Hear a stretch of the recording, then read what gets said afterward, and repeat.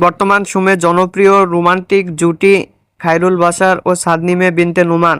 দিন দিন বাংলা নাটকের জনপ্রিয়তা বেড়েই চলেছে। সেই ধারাবাহিকতায় আবারও নতুন নাটক নিয়ে হাজির হয়েছেন জনপ্রিয় এই রোমান্টিক জুটি।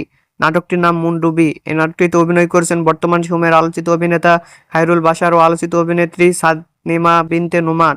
এই নাটকটি রচনা ও পরিচালনা করেন রুবেল আনুশ। নাটকটি খুব শীঘ্রই জি সিরিজের ইউটিউব চ্যানেলে প্রকাশিত হবে। আপনারা দেখতে চাইলে অবশ্যই জি সিরিজের ইউটিউব চ্যানেলে চোখ রাখুন এবং নিয়মিত নতুন নতুন নাটকের আপডেট পেতে হলে চ্যানেলটিকে সাবস্ক্রাইব করে রাখুন। পরবর্তী ভিডিওর জন্য অপেক্ষা করুন।